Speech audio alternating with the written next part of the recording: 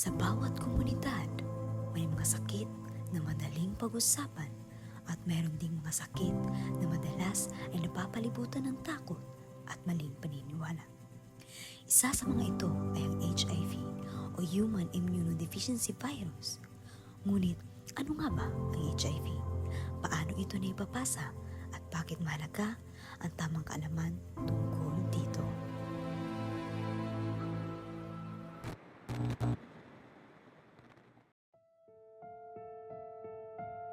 Ang HIV ay isang virus na umaatake sa immune system o panlaban ng katawan sa mga impeksyon.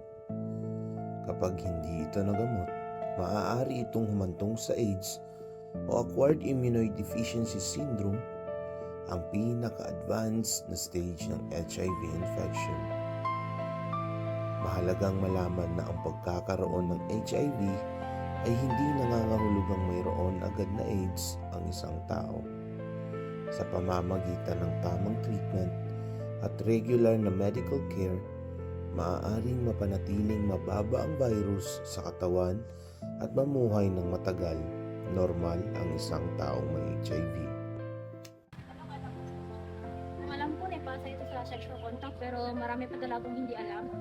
Ikaw, akala ko dati basta may HIV ang isang tao, mahawa agad kapag pagkamay ng pag-usap. Ngunit mali ito.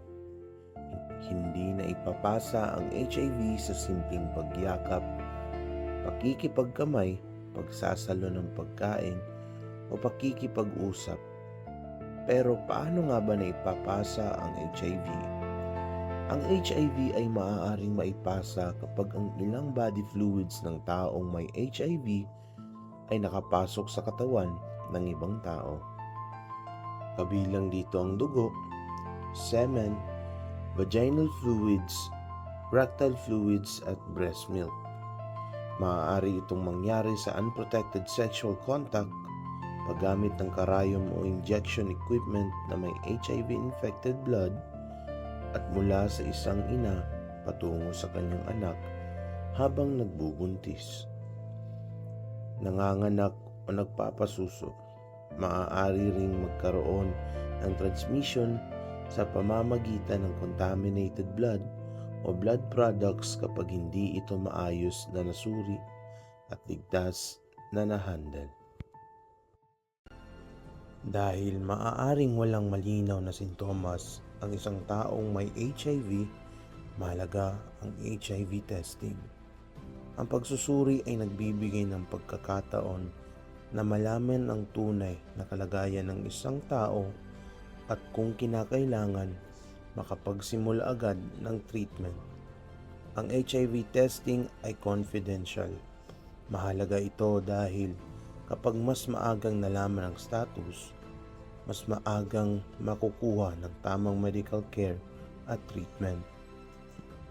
Sa kasalukuyan, walang gamot na tuluyang nag-aalis ng HIV sa katawan. Ngunit may tinatawag na antiretroviral therapy o ART. Ang ART ay tumutulong na pababain ang dami ng HIV sa katawan. Kapag maging undetectable ang viral load at nananatiling undetectable sa pamamagitan ng tamang treatment, hindi na ipapasa ang HIV sa sexual partner. Ito ay kilala bilang U equals U o undetectable equals untransmittable. Bukod sa virus, isa pang malaking hamon para sa mga taong may HIV ay stigma. May mga taong natatakot o umiiwas sa taong may HIV dahil sa maling impormasyon. Ngunit ang diskriminasyon ay maaaring makasakit at makapigil sa isang tao na humihingi ng tulong. Hindi ko kailangan ng awa. Ang kailangan ko ay respeto, pangunawa at suporta. Ang HIV ay isang medical condition, hindi isang dahilan para husgahan ang pagkatao ng isang tao. Ang kaalaman ay isang mahalagang paraan ng pagprotekta sa ating sarili at sa iba. Mahalagang magkaroon ng responsableng sexual practices, gumamit ng condoms ng tama at palagian kung naaangkop, huwag mag-share ng karayom o injection equipment, at regular na magpa-HIV test kung may posibilidad ng exposure. Para sa mga taong may mas mataas na risk, maaari niring pag-usapan sa healthcare professional ang mga paraan ng HIV prevention gaya ng PrEP o tinatawag na pre-exposure prophylaxis, isang gamot na iniinom bago magkaroon ng posibleng exposure sa HIV. Para ito sa taong wala pang HIV pero maaaring magkaroon ng risk na ma-expose. Ang HIV ay hindi dapat itago sa dilim ng takot at hiya. Pag-usapan dapat ito. Alamin natin ang katotohanan at higit sa lahat, huwag tayong mangusga.